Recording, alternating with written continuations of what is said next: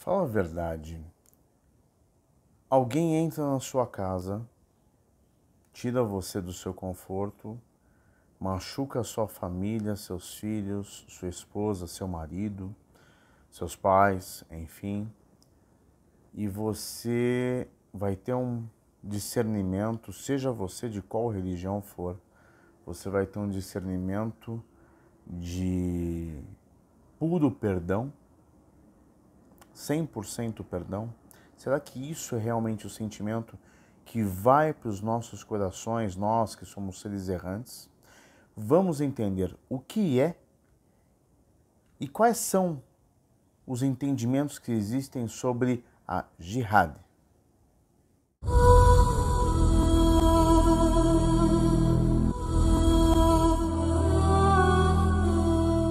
Bismillahirrahmanirrahim. Salatu wassalam ala Nabiya Muhammad wa ala alihi wa sahbihi ajma'in. É isso aí, pessoal. Atendendo a pedidos aí, eu trouxe esse tema que é a jihad. O que é a jihad, né? Na tradução, jihad seria aí a batalha fi sabilillah, ou seja, aquela pela causa de Deus. Mas o que entra na condição de causa de Deus, né?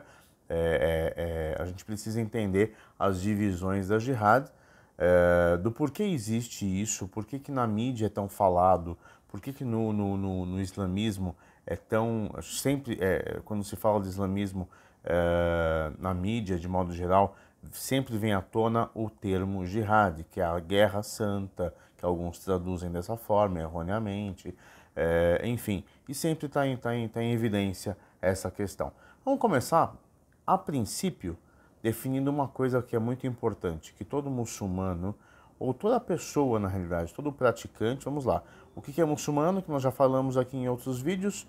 Todo muçulmano é aquele que pratica ações em adoração a Deus.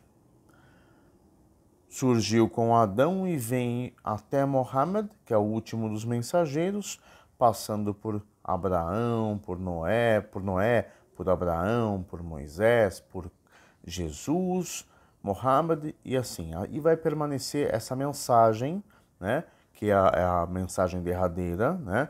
É por isso que o muçulmano não descrê de nenhum texto sagrado, seja da Bíblia ou seja da Torá judaica, por exemplo, e logicamente acredita no que está no Alcorão.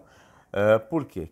São as escrituras que vão prevalecer, e principalmente o Alcorão é a escritura que prevalece até o dia do juízo final, ou pelo menos até o dia da nossa morte, da morte individual desta vida terrena aqui que nós temos, a vida mundana, onde essas escrituras perdem valor, porque elas são manuais de vida.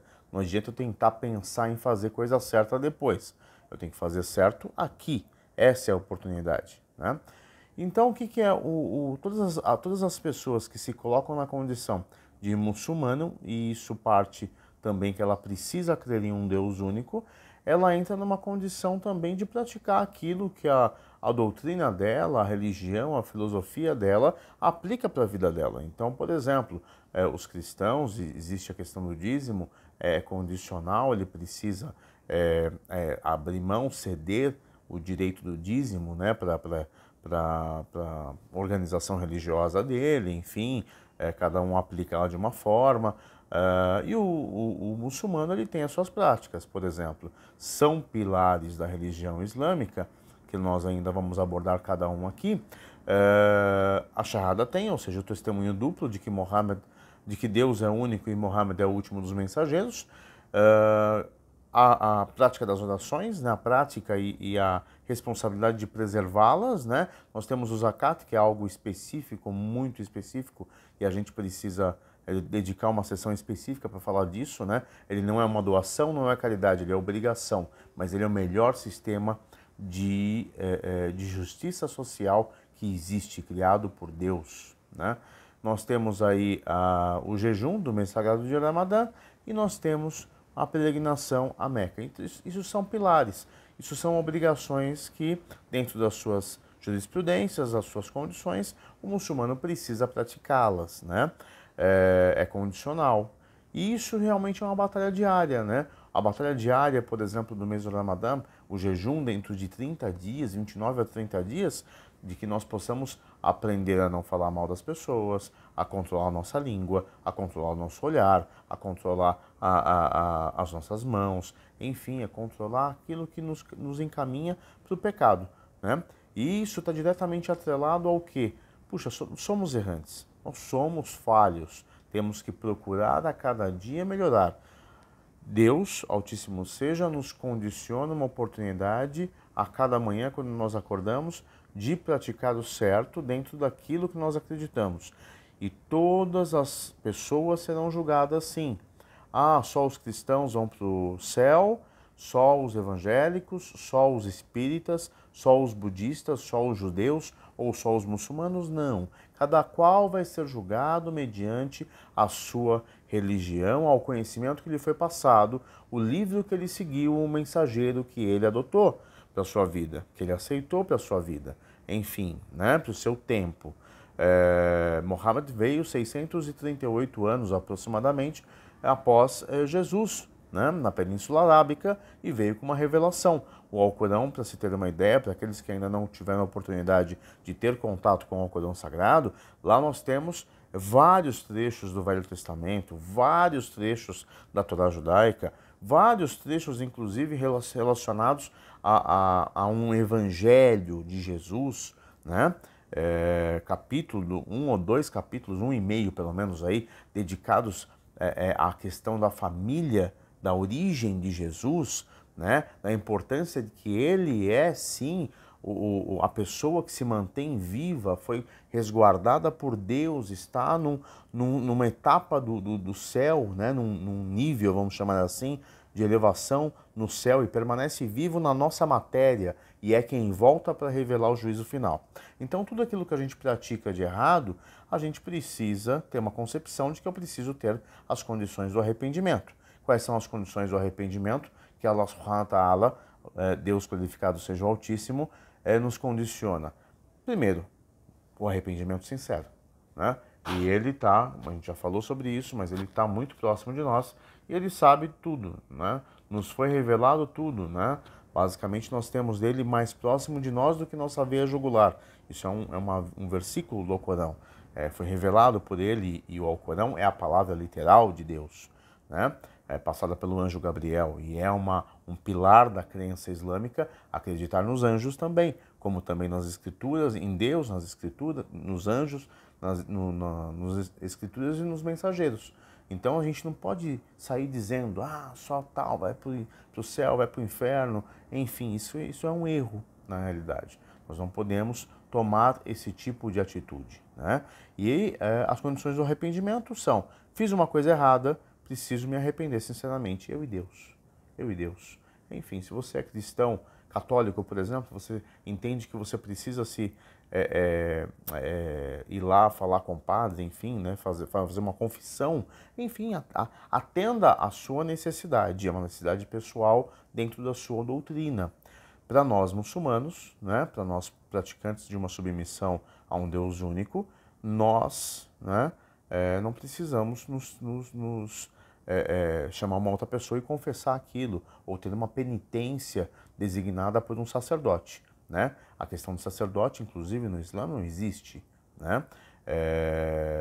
Então nós temos o quê? Nós temos um arrependimento sincero, íntimo, de você com o seu Criador, né? Que é quem te dá o sustento, quem te provê tudo, a sua existência, e por sua vez você consegue partir para o segundo passo, que é o quê? Tentar corrigir o seu erro. Puxa vida, se eu fiz uma coisa errada, eu vou tentar, dentro das medidas necessárias ali, eu preciso corrigir esse erro, né? Se eu falei mal de alguém, eu preciso me pedir desculpa, por exemplo, né?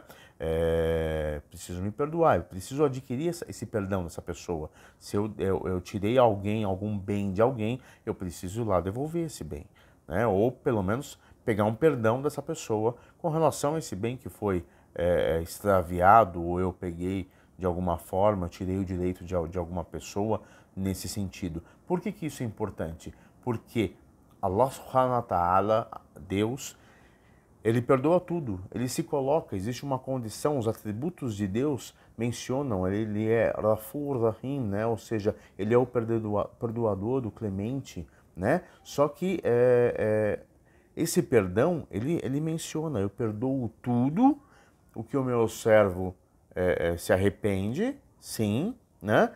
Menos, só não cabe a ele perdoar a dívida que nós adquirimos com o outro. Ou seja, puxa vida, uma pessoa, ela mata, ela estupra, ela comete as atrocidades tamanhas na sua vida e de repente ela se converte ao Islã. E tudo isso vai ser apagado? Não, isso não é apagado. Allah subhanahu wa ta'ala, Deus, dá para ele a oportunidade de que ele inicie uma nova jornada, sim. Sim, ele é perdoador. Só que os erros que ele cometeu precisam ser sanados. Os direitos que ele tirou de alguma pessoa precisam ser fornecidos novamente, ser entregues a essa pessoa, a essa família, né, de alguma forma. Então ele precisa se preocupar, sim, em corrigir os seus erros, né, porque isso vai ser acertado. Se não for acertado aqui, nessa vida, será acertado no juízo final. E aí vai ser perguntado, essa pessoa não está aqui recebendo sucesso na vida eterna, por quê? Porque ela tem uma dívida com alguém. E esse alguém vai ter que perdoar lá no meio do tumulto do julgamento. Então isso é uma outra condição. Então isso é importante, o arrependimento, a correção do seu erro e, puxa vida, eu bebo, sou alcoólatra, enfim, não me controlo. Eu sei disso, todo alcoólatra, por mais que ele não aceite, ele sabe lá dentro que tem alguma coisa errada no organismo dele, na química, na questão psicológica dele, ele sabe que tem alguma coisa errada. Ele pode não exteriorizar isso, por isso que a charrada é importante. É o testemunho de fé exteriorizado, né? Ele não exterioriza, ele não fala, mas ele sabe, né? Ninguém é besta, ninguém é tonto, né? Então vamos lá, a gente sabe que a gente comete erros. E o bom senso, existe uma questão de senso adequado, a não ser que eu tenha uma patologia psicológica, né? O bom senso ele é do ser humano. Existe um equilíbrio, uma natureza que me diz se isso é certo ou errado, né?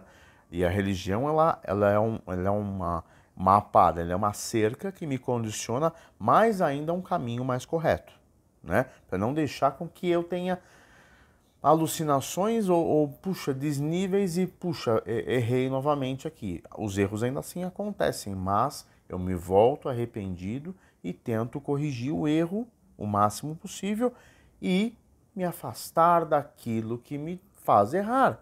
Então, se eu sou um alcoólatra, eu vou numa festa com bebida alcoólica.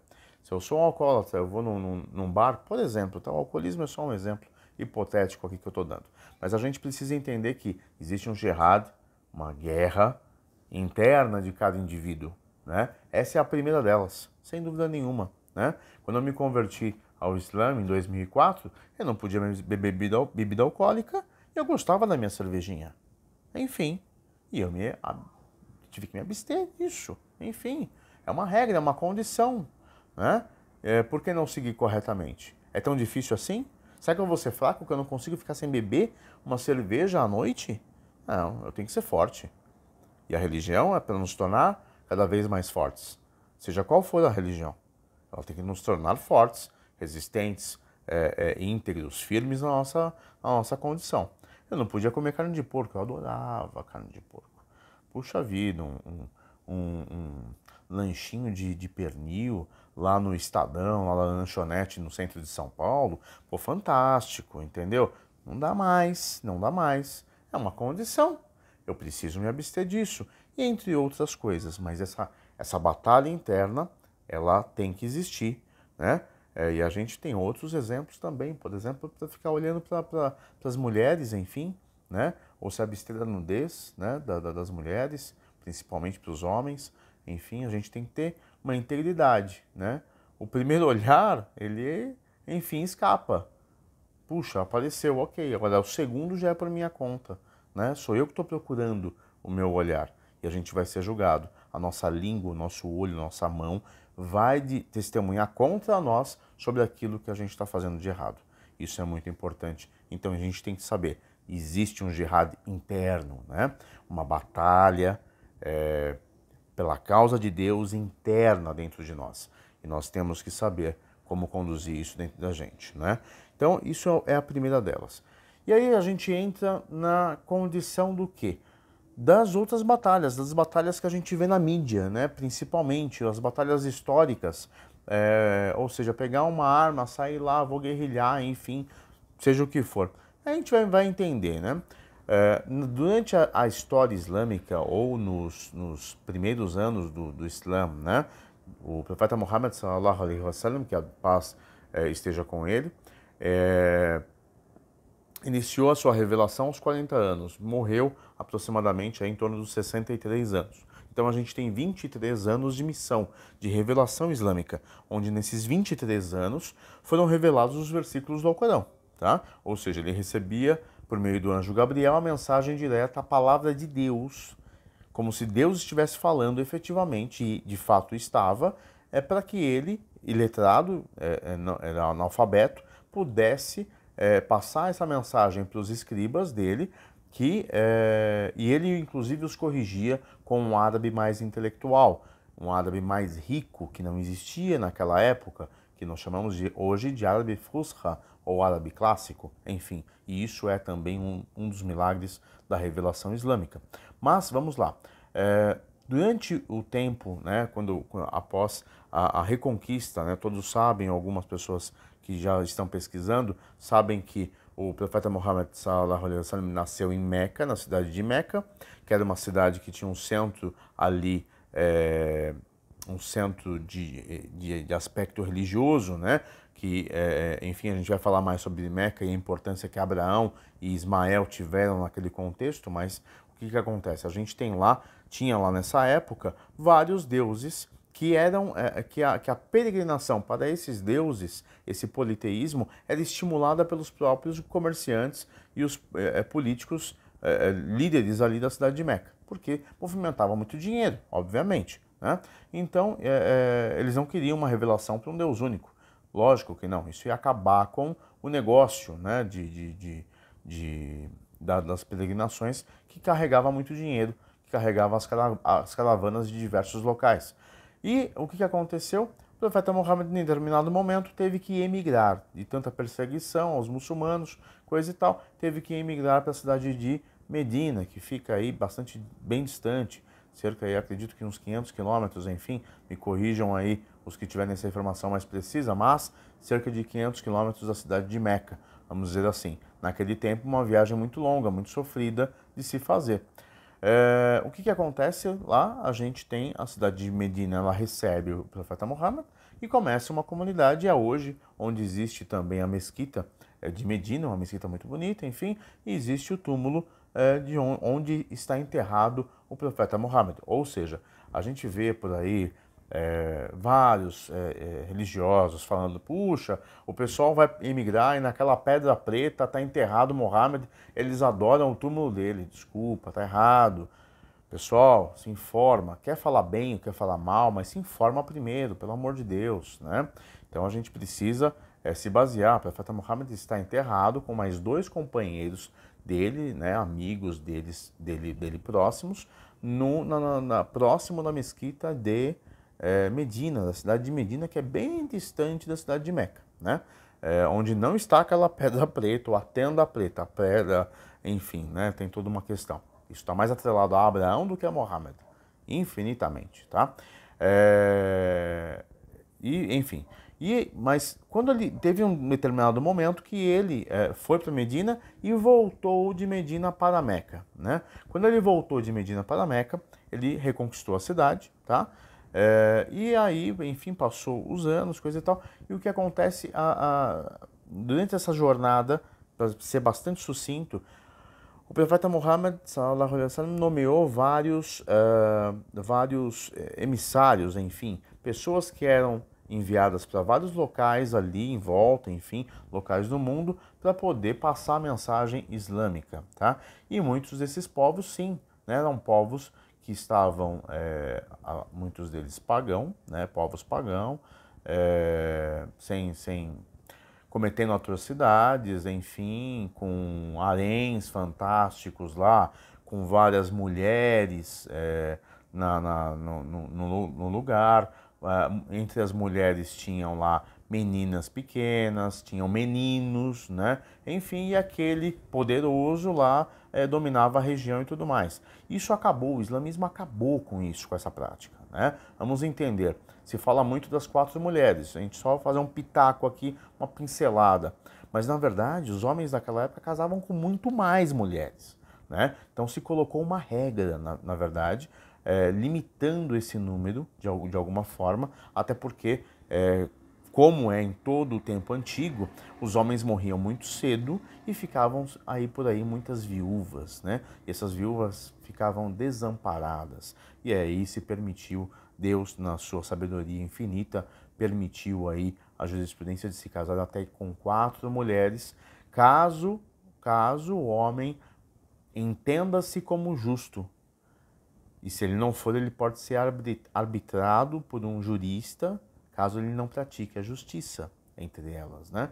E muitos desses casamentos a gente sabe também que não aconteciam, não se consumavam fisicamente, né? Era mais para aquela mulher que estava desamparada numa determinada região pudesse bater no peito e dizer: não, eu sou esposa de fulano que está em batalha, e que na verdade ela via muito pouco, ou às vezes nunca viu uma vez na vida somente. E ele morreu, mas ela se tornou viúva, tendo direito aí aos espólios, às posses dessa pessoa, desse marido, que deixou ela pelo menos aí com algum provento aí financeiro para conseguir tocar a sua vida.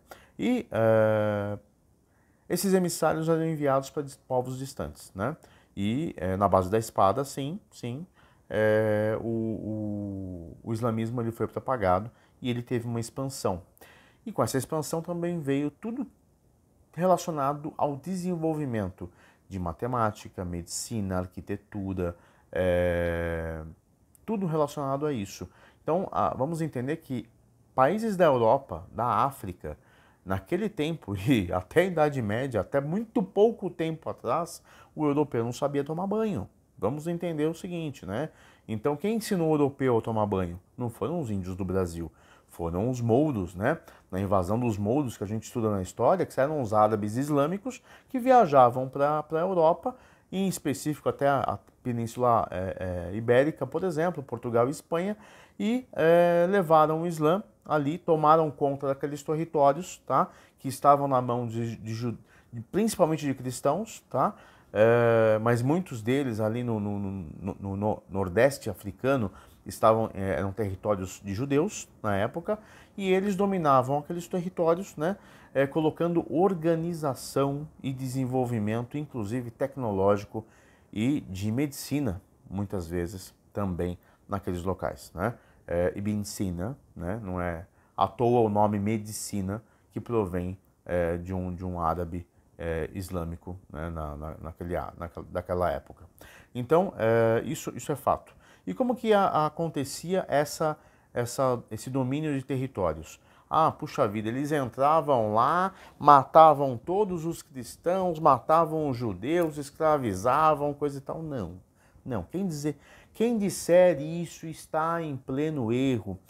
É de uma tamanha, desculpe o termo, mas uma tamanha ignorância profunda. O que acontece? A partir do momento que eu entro num país, vamos supor, eu estou no Brasil, se eu não pagar o meu imposto, o que acontece comigo? Eu sou acionado pela Receita Federal, eu fico sem poder comprar, eu fico sem poder pagar a minha água, por exemplo, se eu não pagar água, eu fico sem água, e assim por diante. Existe uma coisa no Islã para o muçulmano que é o zakat. O zakat é condicional, então eu tenho que pegar, resumindo o zakat muito rapidamente, eu vou pegar 2,5% da importância de posses que eu tenha de um ano para outro, vou calcular e vou entregar aquilo para um muçulmano, para outro muçulmano. E isso dá um equilíbrio social fantástico no local, até o ponto que não existe mais miséria. Tá? Isso é fato, isso aconteceu justamente nessa época no mundo, em grande parte do mundo, porque grande parte do mundo foi dominada pelos exércitos islâmicos naquela ocasião, pelo islamismo. E, por sua vez, se eu não tenho mais para quem entregar, porque eu não tenho mais pobre ou miserável naquele local, eu vou entregar para quem? Eu vou entregar para a organização, para o Estado que vai administrar esse dinheiro e vai me prover o que eu preciso para a minha vida, né? Então, o muçulmano já pagava essa taxa, o zakat, que é uma condição, é um pilar da religião islâmica, 2,5% da sua riqueza. Ok. E o cristão e o judeu que viviam dentro de um Estado islâmico, eles pagavam a jizya. A jizya era um tributo, uma taxa, para que ele pudesse morar e viver dentro daquele Estado. Exatamente. Tá? Ou seja, ele tinha sua segurança preservada, os seus templos preservados, ele tinha a sua condição de praticar a sua religião preservada tranquilamente. Senão, não existiria judeu hoje, porque o islamismo dominou o judaísmo, os territórios judeus da época, completamente. Vamos lembrar rapidamente um trecho. Existe um homem chamado Khalid ibn Walid. Khalid ibn Walid, ele era um incrédulo que se converteu ao islamismo. Esse homem foi general de cavalaria numa batalha chamada Batalha de Yarmouk, que aconteceu no Vale de Yarmouk, atualmente fica em território jordaniano, se não me engano.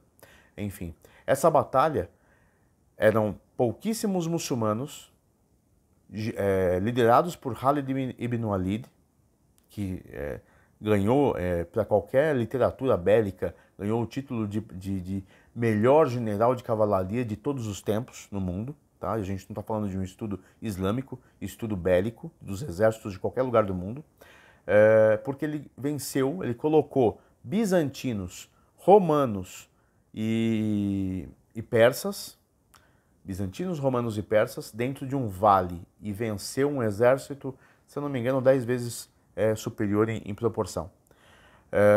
E depois ele foi sentido atualmente Damasco, capital da Síria, capital mais antiga da humanidade. Chegando lá, ele colocou o imperador romano para correr, porque quando ele ficou sabendo que Khalid ibn Walid estava chegando, ele já fugiu para Roma, correndo para a capital do Império, né? Do Império Romano, que ele dominava ali. Existia lá naquele tempo várias igrejas. Elas foram transformadas em mesquitas? A toque de caixa? Não, porque ali naquele local vários cristãos moravam. A Síria era um local, a Síria do que a gente conhece, né, que era muito maior do que é hoje, englobava ali parte da Jordânia, Líbano, a própria Síria, até parte a divisa ali, parte do território que hoje é Turquia, mas que antigamente era Constantinopla, ele era a Síria, né? Enfim, e aquilo era um território cristão, né? Cristão e bizantino. Então a gente precisa entender, foi preservado os direitos. Algumas igrejas foram transformadas em mesquitas? Sim, algumas sim. Mas foram preservadas igrejas que existem até hoje. Por exemplo, em Malula, que é uma cidade que se fala aramaico até hoje na Síria. Então nós temos lá igrejas católicas, cristãs, ortodoxas lá, enfim, que são daquela época ainda. Coisa muito antiga. Hoje é patrimônio mundial da humanidade, da Unesco, enfim, coisa e tal. Então, a gente precisa entender que se o islamismo não respeitasse o direito dos cristãos e o direito dos judeus, por exemplo, certamente hoje não existiria cristianismo ou judaísmo, pela própria força e capacidade de organização e de pulverização dos exércitos islâmicos daquela época. Então foram preservados sim os direitos dos muçulmanos e dos cristãos. Tá? Então a gente tem aqui essa questão territorial. Isso me faz lembrar também uma questão muito interessante relacionada ao Brasil. Se a gente parar para estudar a história, nós temos ali na região da Bahia, né, na época da escravidão, alguns cerca de 60 homens que, liderados por uma mulher, depois a gente pode fazer um vídeo específico disso, mas na conhecida Batalha dos Malês. Batalha dos Malês aconteceu durante uma noite, onde cerca de 60 negros, homens, liderados por uma mulher negra, todas essas pessoas muçulmanos, que foram os primeiros muçulmanos em território brasileiro, né, trazidos a laço na África, né, da África, pelos portugueses, estavam reivindicando e guerrilharam, batalharam, e muitos morreram, muitos foram presos, torturados depois, mas uma grande parte morreu, ou seja, batalharam mesmo que em minoria, né? Por que batalharam? Por direito a melhores condições de trabalho, entre outras coisas, mas principalmente também pelo direito de praticar a sua religião, que foi cerceado. Muito pouca gente fala, até as pessoas de movimentos afro também abordam pouco esse ponto.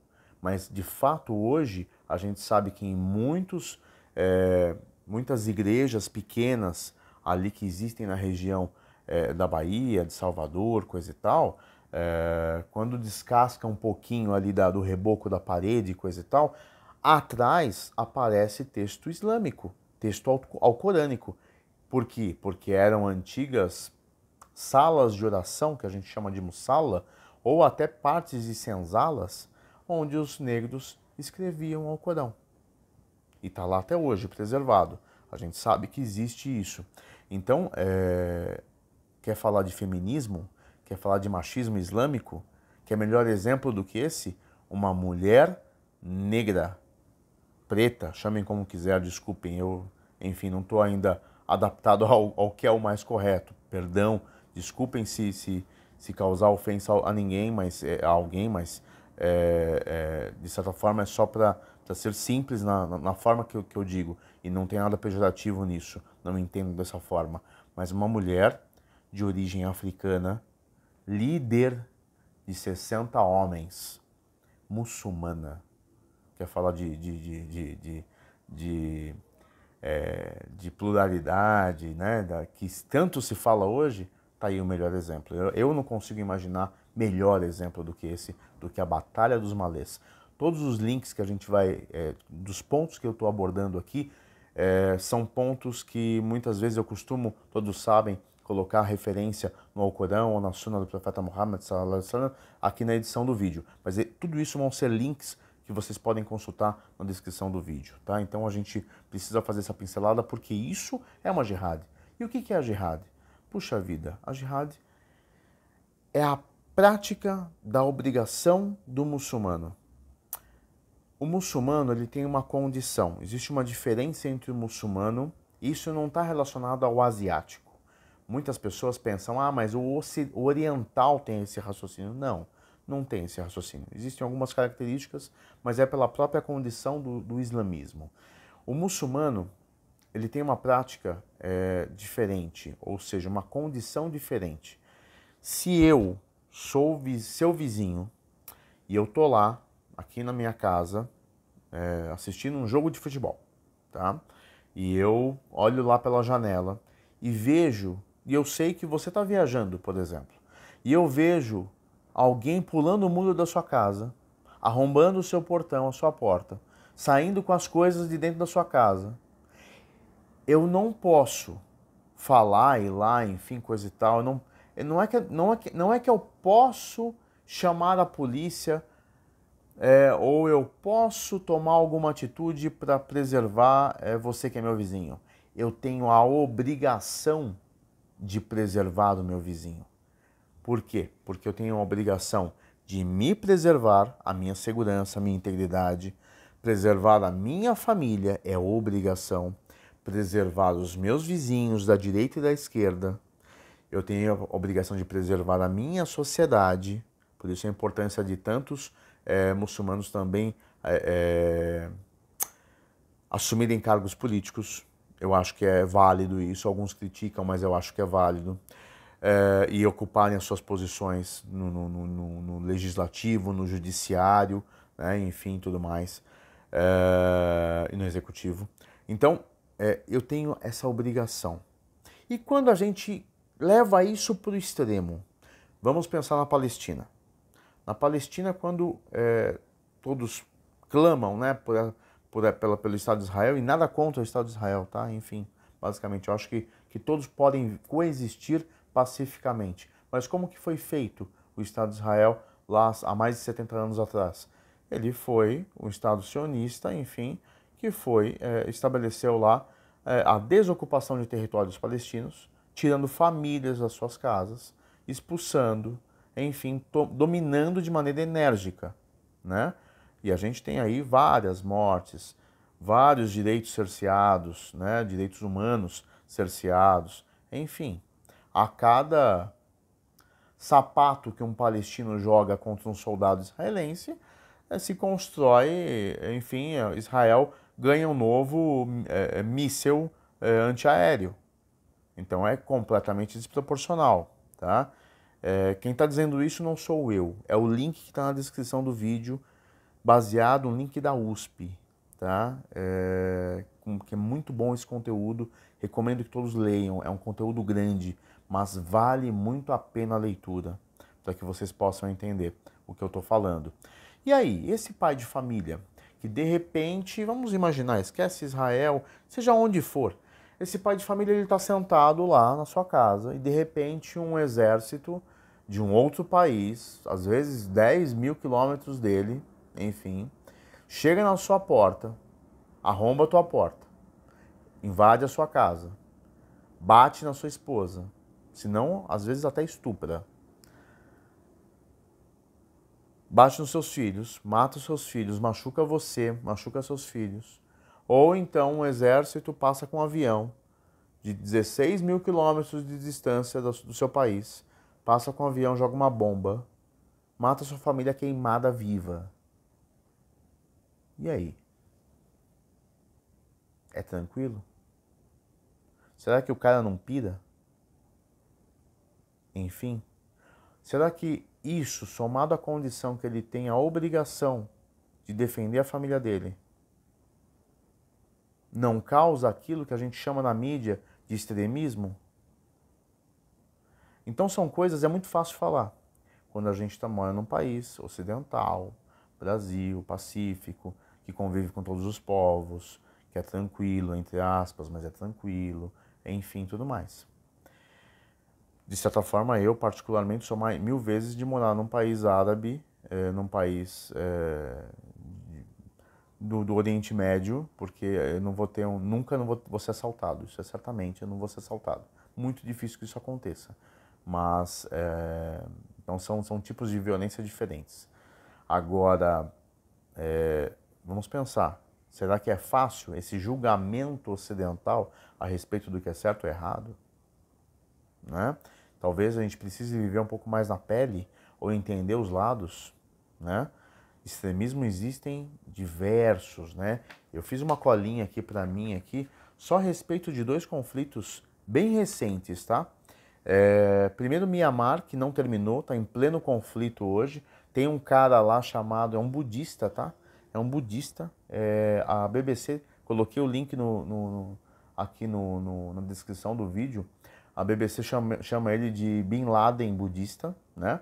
Porque ele, só numa ocasião aqui, estão sendo computadas mais de 6.700 mortes de muçulmanos mortos por budistas na região de Mianmar, ali na região da Ásia, ali, enfim, perto de Bangladesh, enfim, ali perto do Himalaia, naquela região, tá? Então a gente tem ali, desses 6.700, só no início do conflito, ou seja, esse número está desatualizado, já passou muito longe, tá? Então a ONU já confirma que 730 dessas mortes são de crianças menores de 5 anos. Menores de 5 anos. Crianças que eram de famílias muçulmanas. budistas. Vamos lembrar um pouquinho, quem já está com próximo de 40 anos ou um pouquinho mais, vai se lembrar da Bósnia. 1995, 8 mil muçulmanos mortos. Isso do que foi relatado. Por quem? Cristãos. Então são apenas dois fatos, tá? Rapidinho aqui para a gente poder trazer. A gente sabe que todos os dias morre em Israel, por exemplo, em Estado palestino, morre uma pancada, tá? De palestino, inclusive crianças. Crianças são presas e tratadas como se fossem adultos pelo exército israelense, né? A gente sabe que o muro que foi recentemente construído pelo primeiro-ministro de Israel, o anterior primeiro-ministro de Israel, é um muro que... Por que ele foi construído? Um muro, como o muro de Berlim, por exemplo, que divide ali, que é uma fronteira de acesso, por uma questão de mistura étnica, basicamente, né? Então, ainda se fala de separar as etnias, né? Por quê? Porque o jovem palestino estava, sim, se relacionando com a jovem israelense. E a jovem palestina estava se relacionando com o jovem israelense. Todo israelense mata palestino? Não, de forma nenhuma. Graças a Deus é uma minoria que causa esses abalos dessa forma. A maioria em Israel são pessoas conscientes, não é à toa que é um país desenvolvido, né? Então a gente tem que pensar, né, nesse aspecto. Então não generalizar que todo muçulmano é correto também é uma loucura. A gente sabe disso. Então loucos, médico e louco, né? Todo mundo tem um pouco, mas o fato nós temos que saber que generalizar que todo X tipo de pessoa ou perfil de pessoa tem determinada atitude é uma ignorância tamanha, né? A gente precisa evoluir. Os indivíduos, principalmente os líderes políticos, líderes religiosos, precisam evoluir nesse conceito, né? De poder entender que é um processo, existem pessoas boas e ruins de todo tipo de lugar, enfim. Então a gente precisa conseguir ter essa questão de julgamento. Vamos entender o que realmente aconteceu, né? Nessa questão toda. Uma certa ocasião na minha vida eu conheci um jovem britânico.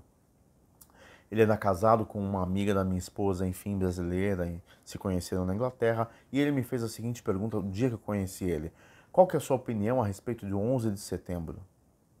Horrível, enfim, independente, alguns falam, foi mentira, não tinha judeu no prédio, tem aquele documentário Fahrenheit lá que fala a verdade sobre o evento, enfim, vamos supor que tudo isso realmente tenha sido puramente verdade. Eu não estou contestando isso, né? Várias pessoas morreram, tem lá um monumento em memória das pessoas que perderam suas vidas, inclusive muitos bombeiros, que é uma classe que eu gosto bastante. Já fiz, acho que se eu não tivesse seguido minha vida, eu teria sido bombeiro. Mas o que acontece? Aí eu perguntei para ele, né? Porque eu sabia que era uma pergunta capciosa, né? E o muçulmano ele já se acostuma com perguntas capciosas. A gente fica perito nisso.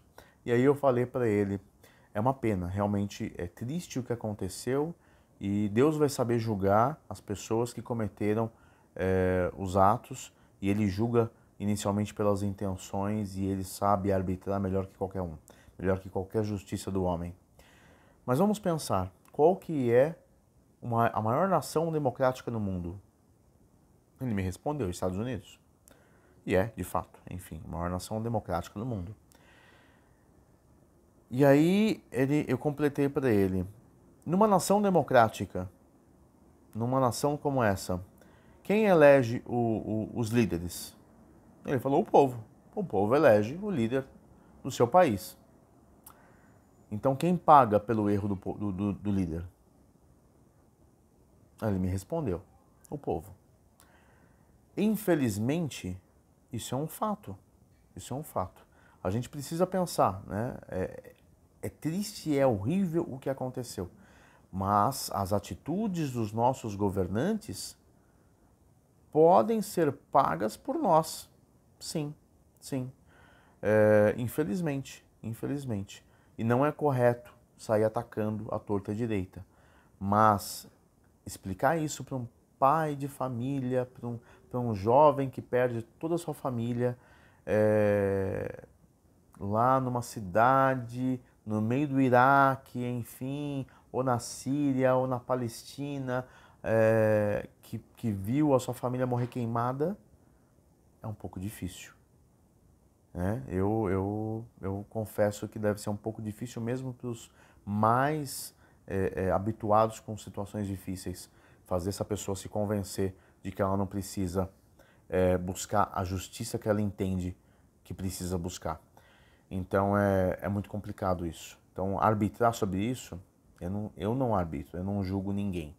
Então eu deixo para que Deus consiga, Ele é o melhor árbitro que existe e Ele vai conseguir saber o que é correto ou não, que penalidades ou não as pessoas vão ter que sofrer sobre isso, sobre a prática, a ação que se iniciou com a intenção, né?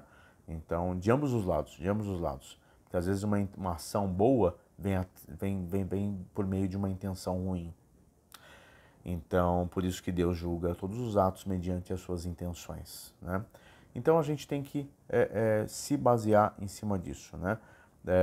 A responsabilidade de todas as pessoas e tudo mais. Uma coisa que é muito importante, eu anotei aqui na minha colinha e acabei não falando, é que todo muçulmano precisa ter muita responsabilidade com os órfãos, com as pessoas mais fracas, né? Ou de menor possibilidade, né? Então é fundamental, né, que os muçulmanos tenham essa responsabilidade com esse tipo de pessoa, um órfão, uma pessoa de mais idade, uma senhora que está lá sozinha, enfim, desamparada, esse tipo de situação. Então são coisas fundamentais. Julgar é muito fácil, viver as circunstâncias é um pouco mais difícil. Eu acho que não existe nenhuma entidade no mundo que consiga saber melhor na pele isso do que o Médicos Sem Fronteiras, né? Eu acompanho, lógico, na internet o trabalho desse pessoal e acho fantástico, porque eles ajudam todos, independente de que bandeira ou de que rótulo essas pessoas tenham, né? Se uma criança ali está precisando de um suplemento alimentar ali para poder não morrer, né? Seja ela muçulmana, cristã, judia, enfim, negra, branca, oriental, amarela, enfim, não importa, ela vai ser atendida pelo Médicos Sem Fronteiras. É fantástico esse trabalho. Pessoal, eu espero que tenha atingido aí a explicação devida com relação ao termo jihad, né? A jihad, nós temos a obrigação de lutar das maneiras mais corretas que nós encontramos. Como é que eu vou lutar, por exemplo, aí para finalizar, num país como o Brasil? Eu vou utilizar os recursos que o país me dá. Se utilizar os recursos desse país não me for suficiente, eu tenho que sair dele. Eu não tenho que viver aqui. Ou se for muito difícil viver aqui, porque aqui eu não aceito, por exemplo, o movimento LGBT, eu não aceito, por exemplo, que uma mulher, enfim, faça alguma coisa, ou trabalhe, ou seja minha chefe, alguma coisa assim, independente da minha religião, eu não tenho que viver aqui. Se eu estou aqui, eu tenho que respeitar a lei do país, né? E isso tem que acontecer em qualquer país que nós estejamos, né? Isso é uma regra, inclusive, passada pela Sunna do profeta Muhammad sallallahu alaihi wasallam, que onde você estiver, respeite a regra do seu local, né? Mesmo que ele seja cristão, judeu, enfim, o governo onde você está, ou laico, que é o caso do Brasil. Então a gente precisa respeitar onde nós estamos e utilizar, batalhar com os recursos que o país nos dá.